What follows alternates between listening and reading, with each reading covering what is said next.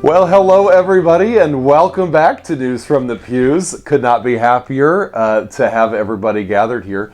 I am excited to welcome Grand Knight Brian Hale to this very episode of News from the Pews. Welcome, Brian. Thank you, Father. I appreciate that. Thanks It's for fun to be here. Thanks for being here. Brian has earned the Star Guest Award because he has brought coffee to the priest. Oh my gosh.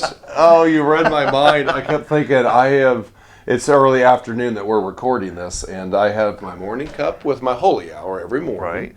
And then I have a cup or two after Mass, and then about this time is where I start needing some more.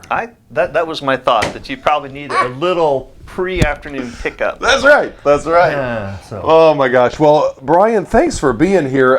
We wanted to profile you and your brother knights at the Council 10371. Correct. Yes, I got it right. Yes. And I knew that if I didn't, I could just look. Yes. But the Father Seger Council of the Knights of Columbus. Yes. And you all have recently won, and as was noted in the bulletin a few weeks ago, even with a picture of this very award, the Star Council Award. This is true. Now, what is a Star Council Award? Well, a Star Council is a bit of a rare bird. There's over 200 Knights of Columbus councils in the state of Indiana. And in the state of Indiana alone? Yes. I wonder how many there are in the country. Several thousand. There's 2 million there's a little over 2 million Knights of Columbus members across the United States and jurisdictions. So there's quite a few of us out there. Yeah. There's quite a few of us out there. I'm a fourth degree. You're a fourth degree. I'm a fourth degree, yes. Do you have to be a fourth degree to be the Grand Knight, I would imagine? No, you do not have to be. Really? You can, Grand Knight can be a third degree member, and fourth degree is our patriotic degree, which is a lot of fun and does a lot of good for families. Think of a person who passes away, and something that their family really wants, or he wanted, was to have an honor guard of the Knights of Columbus standing at the coffin. So we're pretty proud to be able to offer that as fourth degree patriotic members as the Knights of Columbus. But the Star Council Award, there were a handful of us that received it, and we were fortunate, the Father Seger Council, and it's recognized here, to receive the Double Star Council Award. Our membership quota was to bring in 5 new members, and we actually brought in 10. Wow. And our 10th member was Connor Zobel, Tom Zobel's grandson, I believe, and he's in the service at this point, serving our country.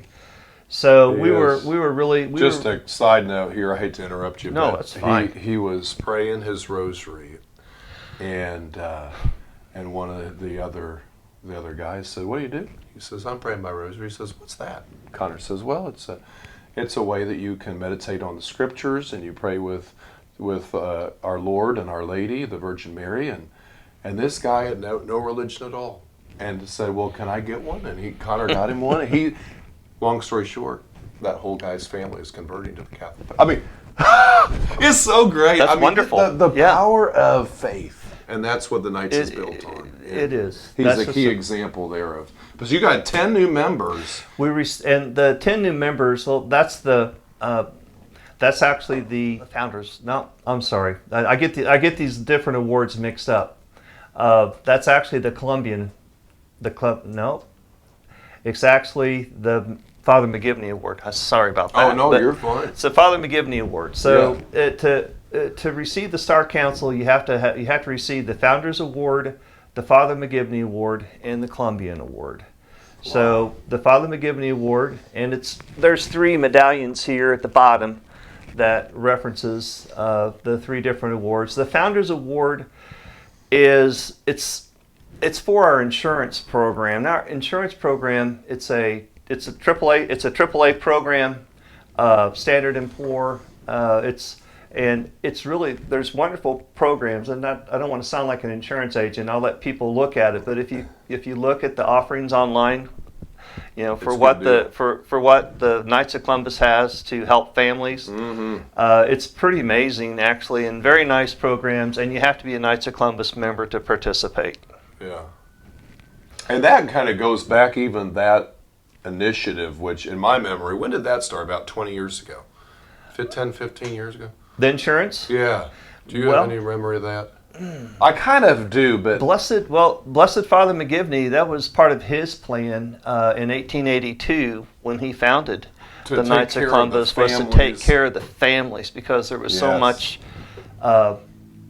sickness and issues with the family heads and so forth, and finding a way to care for them. So that developed and branched out of his Sure. vision, actually. sure.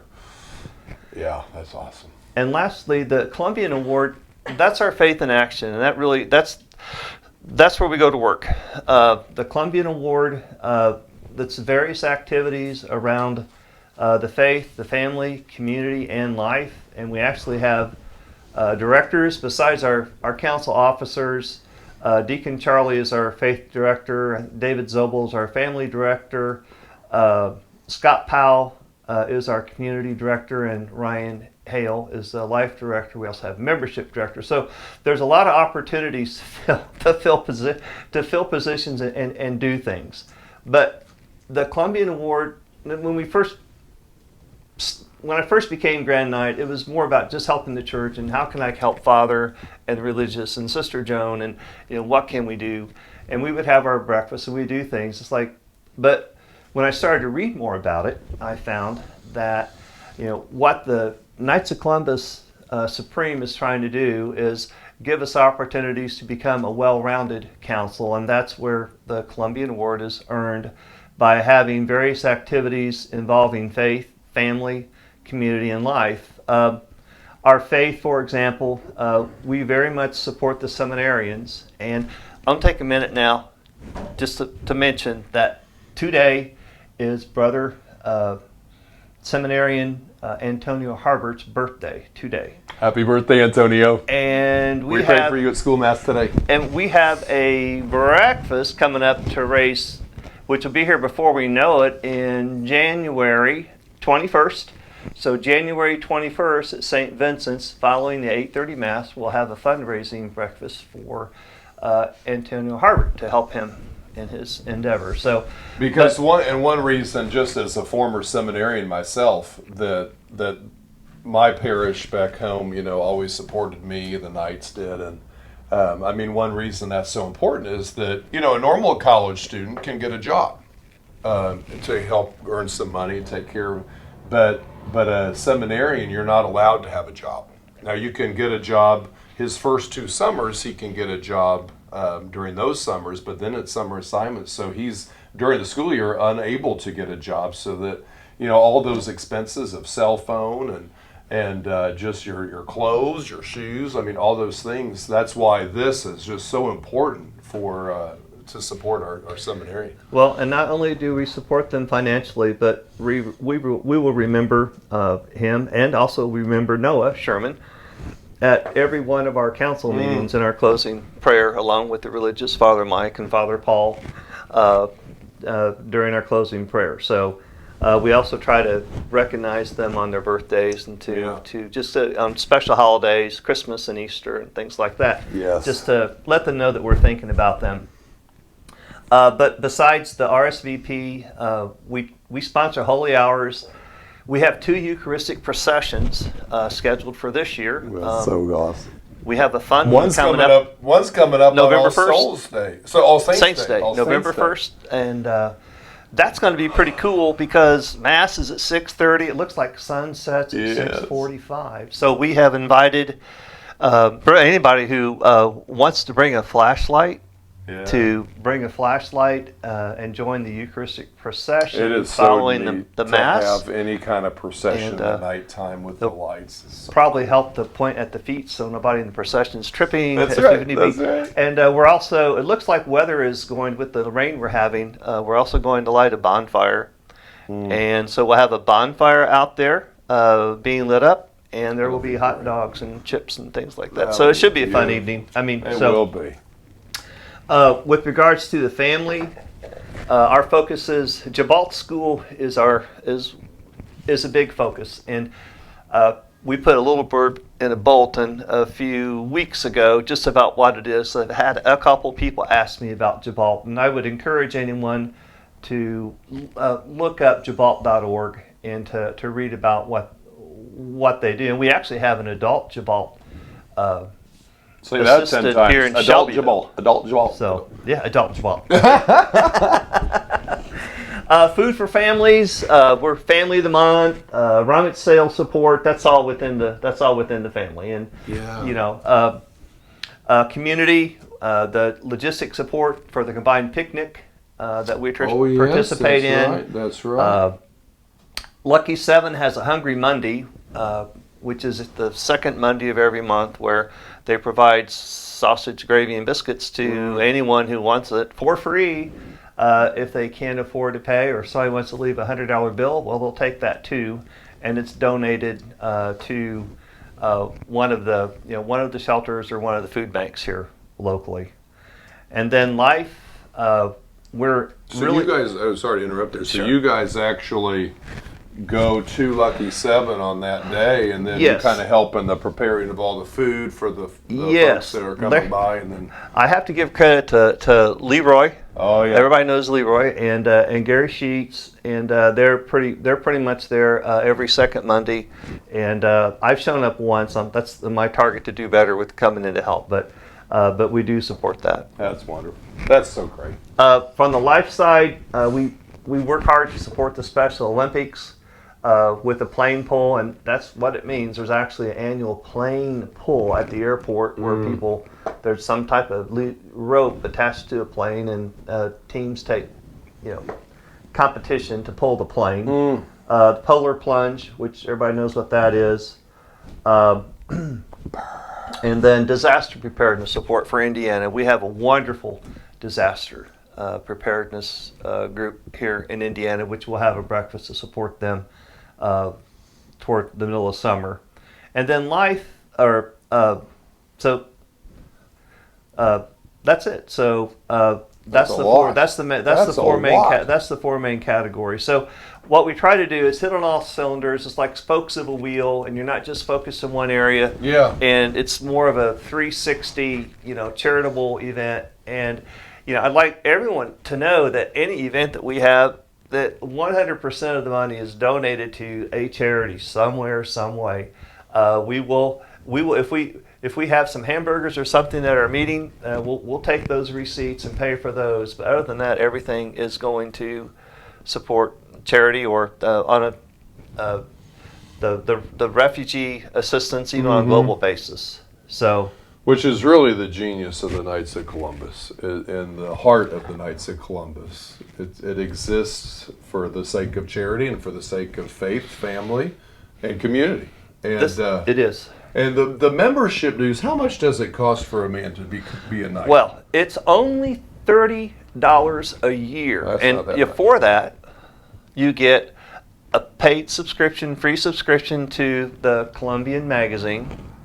You get access to all of the Knights of Columbus insurance benefits.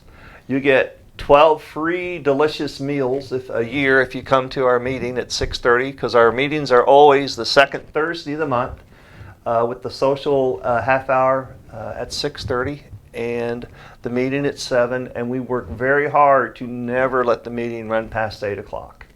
And a lot of times we're finished with the meeting between 7:30 and 7:45 because people's time are important, and we can respect that. Right. How many members are at the Father Seger Council? We have 85 members, and currently we have 15 to 21 or 22 that are coming to our meetings, which actually is pretty good. That is pretty good. That is pretty good. Which is pretty good. Father Seger. Why is it named Father Seger? Father Seger was a priest at St. Vincent's, highly respected for many, many years. And when we actually did the charter in 1990, there was a discussion, and we came upon the name. We thought that we would just honor Father Seger with the name of our council. That's wonderful. That is truly wonderful. It keeps his legacy alive. It does, forever. Yeah. He was, I read the list, but I can't remember where on it he falls. Somewhere in the 1900s is when he was. I don't think it was the 1800s. Yeah, it was mid-1900s. Mid-1900s. So he would have been not that far before Father Dede and his era and all that sort of thing. And the Father Seger Council itself was founded when? It was in 1990, May 15th, 1990. May 15th of 1990. Wow. Father Dede was our first chaplain. Okay. And when Father Dede retired, Father Paul became our chaplain and is in that role as still today. Isn't that wild? That's yes, so great. it is. He is a good holy priest. People get a little confused about knights because there's two councils in Shelbyville, but one's more Shelbyville City, one's more Shelby County. Is that fair to say? Council 822 here in Shelbyville is a much older council. Sacred Heart Council, and they have, of course, they have their social club, and I think most all of us participate over there. Enjoy that from time to time. Mm-hmm. Their focus is somewhat similar to Father Seger's. Ours is probably just a little more focused on the charitable activities because we don't have the social club and so forth. But got it. It's a wonderful council, and they too are always looking for new members. That's right. Really, I can't think of a reason why a man would not want to be a knight. There's no obligation. If you become a Knights of Columbus, yes, there is an obligation. You have to pay $30 a year in dues, but if you can't make the meetings, that's okay. When you can come, that's great. But if you have a burning desire, if there's some charitable activity or something that you'd like to champion, both Father Seger and Sacred Hearts would welcome somebody to come in that has a cause, a Catholic gentleman, to join our councils to come in and champion a cause, and we'll fall in line with you, and we'll give you all the help we can give you. So it's a great opportunity to serve.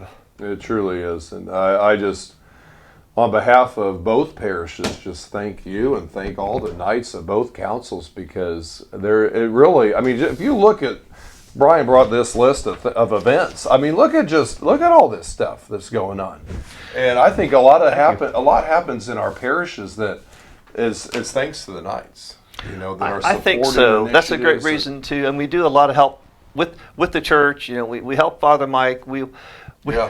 We'll carry salt. We clean the grounds up. We help you. We're here to help. So absolutely. It's no problem. I mean, if I call a night to help and they can't, I totally understand. That's okay. Yeah. Especially since I don't give them much notice when I call for something. But it's a great opportunity. So we could just join the Knights and pay the dues and help when you can. That's right. Anything else that you'd like to mention? Oh, I think we've covered. I think we've pretty much covered all the bases. And I'm almost out of coffee. Thank you very much. I appreciate you, Brian. it. Thank you for all you do. Yep. And when did you become a knight yourself? I was a charter member, so I became a knight in 1990.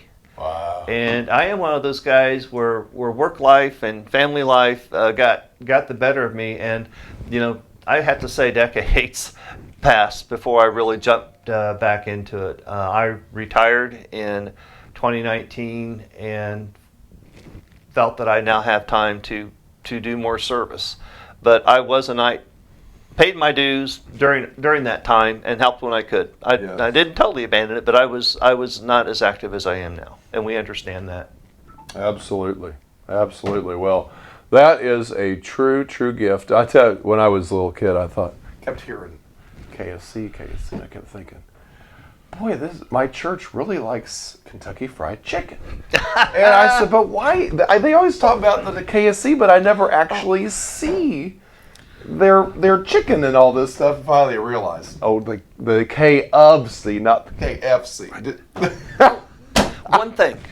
One thing. Can I say one? Yeah, One please. thing I want to mention is Please. we're really working hard to make our meetings fun. I mean, we recognize the birthdays. We have an anthem, usually some contemporary Christian or gospel song. We try to stay on time, and the meetings move around. And we've been lucky to bring in some new younger members, and that's what we really need some of the younger gentlemen to really look at Sacred Heart and Father Seger Council and consider joining.